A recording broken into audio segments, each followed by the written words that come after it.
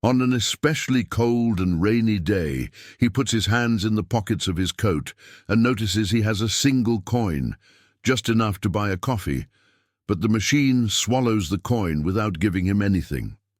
For a moment, Jonathan just stares at the dark screen. He presses the buttons one by one, then all at once, no reaction. His empty stomach twists, and irritation begins to grow. He slaps the side of the machine with his palm. Nothing. He tries again, harder. "Come on, give me my coffee." The machine's metallic silence seems to mock him. Jonathan feels the heat of frustration rising up his neck. He clenches his fists and delivers a sharp punch to the panel. Then another. Pain reverberates through his knuckles, but he doesn't stop. His chest rises and falls at a frantic pace. He kicks the base of the machine, then again. The impact makes the structure tremble, but the damn thing remains still, indifferent to his despair. This can't be happening. Jonathan grabs the edge of the machine and shakes it, as if he could force the coffee out. His face is red, his teeth clenched, his breathing heavy. Then the rage explodes. He takes a step back and kicks with all his strength, slipping slightly on the wet pavement. The dry thud echoes through the street. A furious cry escapes his throat. "Damn you!" The few pedestrians nearby stop. Some exchange glances, whisper. A man in a suit frowns and walks on, pretending not to see. A woman clutches her purse tighter to her chest and crosses the street without looking back. Two teenagers chuckle under their breath, murmuring something about another crazy guy in the city. Jonathan sees them. He sees the looks, fear, disdain, impatience, and something even worse. Indifference. No one cares. No one ever cared. His shoulders sink. The crushing weight of reality presses down on him. The anger begins to dissolve, giving way to exhaustion. Soaking wet, humiliated and defeated, he walks away, his legs heavy as lead. The nearby square is nearly empty, except for a few scattered dry leaves on the damp ground. The bench where he usually sleeps is there, waiting for him like an old, familiar enemy. Jonathan collapses onto it, not caring about the moisture seeping into his already filthy clothes. He buries his face in his hands. His breath comes out shaky. And then, without warning, the tears come. No sobs, no cries, just silent tears sliding down his cold skin. He used to be someone. He once had power, respect. People greeted him with fake smiles at lavish dinners, shook his hand with enthusiasm. Now he has nothing, not even a coffee. The rain thickens, dripping from the tip of his nose, mixing with the bitter taste of his defeat, and the world moves on without even noticing. Jonathan sits motionless on the bench, curled up against the cold, when he hears light footsteps approaching. He doesn't pay attention. No one stops to talk to him. No one even wants to look at him. But then, a small voice breaks the silence. "Here, I got this for you." Jonathan looks up, startled. In front of him stands a little girl with brown hair tied into two braids. She's holding a cup of hot coffee with both of her small hands, extending it toward him with a timid smile. He blinks, confused. "What?" "The coffee," the girl explains, as if it were obvious. "I saw the machine didn't give you anything, so I went to the store over there and asked. The guy gave me an extra one." Jonathan stares at the steaming cup, then at the girl. No one does this. No one pays attention to him unless it's to avoid him. He slowly reaches out, feeling the warmth of the cardboard against his freezing skin. His fingers tremble as he grips the cup. "You bought this for me?" "Yep." She nods, as if it's the most natural thing in the world. Jonathan keeps looking at her, unable to find the right words. It's just a coffee, a small gesture. But something inside him tightens in a way he doesn't understand. "Why?" His voice comes out rougher than he intended. The girl shrugs. "Because you looked like you needed it." Jonathan lets out a low, incredulous chuckle. When was the last time someone did something for him without expecting anything in return? He doesn't know. He lifts the cup to his lips and takes a hesitant sip. The hot liquid slides down his throat, and for the first time in a long while, he feels something other than cold and emptiness. The girl sits beside him on the bench, swinging her legs in the air. "Do you live here?" Jonathan hesitates. Something like that. She doesn't make a pitying face. She doesn't look at him with that condescending gaze he despises. She just nods, as if it's nothing unusual. "My mum always says everyone has bad days, but maybe tomorrow will be better." Jonathan lowers his eyes to the coffee. Steam rises in delicate spirals. A lump forms in his throat. The girl stands up and runs off without another word. Jonathan watches her disappear into the crowd on the sidewalk. He grips the cup tightly. Maybe tomorrow will be better. He doesn't know if he believes that, but for the first time in a long time, he wants to try. Jonathan wakes up with the smell of coffee still clinging to his hands.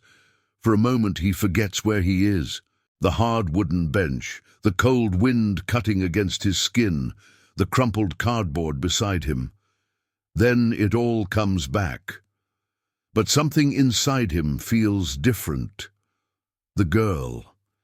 He remembers her voice, the casual way she handed him the coffee, as if helping someone like him was the most natural thing in the world, as if he was still a person. Jonathan runs a hand over his face. His reflection in a nearby storefront stares back at him. Scruffy beard, deep-set eyes, a man who lost everything and gave up. But did he really give up? He exhales a long sigh and stands. His body protests, aching from the cold and hunger, but he ignores it. For the first time in a long time, he feels the need to do something different. He walks through the streets, still without direction, but now with a purpose in mind. He doesn't want to live like this anymore. The door of the community shelter creaks as it opens. The air is filled with the faint smell of weak coffee and soup. Jonathan hesitates at the entrance. He's been here before, but he always left before filling out any forms. Pride, stubbornness. This time, he takes a step forward. A woman behind the counter smiles at him. "Do you need help?" Jonathan swallows hard. The words seem stuck in his throat, but he finally forces a response. "Yes, it's just one word, but it feels heavy." He fills out the paperwork, accepts the food, takes a hot shower. When he looks at himself in the mirror after weeks, he barely recognizes the man staring back. It's not a fresh start, but it's a first step. Jonathan spends the next few weeks trying to rebuild himself. It's not easy. No one wants to hire a man who lost everything in a financial scandal, but he keeps trying. After countless rejections, he finally lands a modest administrative job in a small company. Nothing luxurious, but enough to start over. The salary is low, but being able to pay for a simple room in a shared housing already feels like a victory. For the first time in a long time, he has a key, a door to open, a place to sleep that isn't a park bench, but above all, hope. On a cold afternoon, Jonathan decides to walk through the park. He moves without thinking, his steps automatic, until a small voice echoes near him. "I knew tomorrow would be better." He turns and sees her, the girl with the braids, Emily. She smiles at him as if she always knew he'd come back. Jonathan feels a tightness in his chest. Without realizing it, he smiles back. Jonathan was never one to believe in fate, but ever since he found Emily again, he realizes that some things in life simply happen the way they're meant to. He starts seeing her almost every day at the park. She talks about school, about the drawings she likes to make, about an adventure book she borrowed from the library. Emily talks a lot, and Jonathan likes that. He realizes that after so much time spent in silence and loneliness, Hearing a child's laughter is the closest thing to peace he has ever felt. But slowly, he also starts noticing something else. Small details. Her backpack looks heavier than it should be, as if she's carrying more than just school books. Her shoes are old, the laces frayed, and sometimes when she thinks he isn't looking, she becomes far too serious for an 8-year-old. Then, one day, he finds her sitting on the same bench where she had once given him a coffee. But this time, she is curled up, hugging her knees, her head down. "Emily?" She doesn't answer right away. Jonathan sits beside her and waits. He knows there's no point in pushing. After a moment, she murmurs, her voice barely above a whisper, "My mom is sick." Jonathan feels a knot form in his stomach. Sick how? She lifts her eyes to meet his, and for the first time, Jonathan sees something new in them. Fear. Really sick. Jonathan learns that Emily's mother, Sarah Carter, has a severe illness and it's getting worse.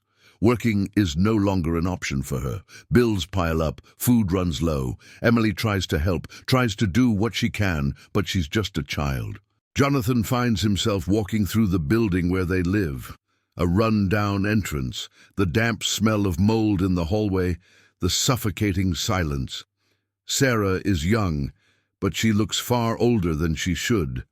Her face is tired, her eyes sunken, yet she still manages a small smile when she sees him. "You're the coffee man, aren't you?" She jokes weakly. He doesn't know what to say. In the days that follow, Jonathan does what he can. He brings food, pays some of the overdue bills, finds medicine here and there, but deep down he knows the truth. Sarah is dying, and Emily is about to be completely alone. The day Sarah dies is grey. A light rain drizzles over the city, and Jonathan holds Emily against his chest as she trembles. She doesn't sob, doesn't scream. She just clings to him with all the strength she has. And in that moment, Jonathan knows. There is no one else for her. No distant uncle, no grandparents, only him. Emily doesn't ask for anything, but he can feel it. She is waiting for him to leave too, but he won't. The legal process is long. Jonathan is not the ideal choice, a man who lost everything, who lived on the streets, who is still trying to rebuild himself. But he fights. He faces social workers, answers questions, fills out forms, proves that he can offer Emily a home. He never wanted to be a father. But now he can't imagine not being one. Then, one day, the answer comes. The adoption is approved. When he tells Emily, she doesn't say anything at first. She just looks at him with those big brown eyes. Then, slowly, she runs to him and throws her arms around him. "Thank you." And Jonathan realizes that for the first time in years, he finally has a home. Months later, they walk through Millennium Park. Emily wears a new coat, not expensive but warm. She holds a cup of hot chocolate and hums a tune. Jonathan watches her and is surprised to realize something. He is happy. Not the way he used to be, when happiness meant overflowing bank accounts and extravagant dinners. Now happiness is simple. It's being here with her. Emily suddenly stops and looks up at him. "Will tomorrow be better?" Jonathan smiles. He takes her hand and answers, "Yes, it always can be." What did you think of the story? Leave a comment below. Let us know which city you're watching from. Subscribe to the channel for more stories.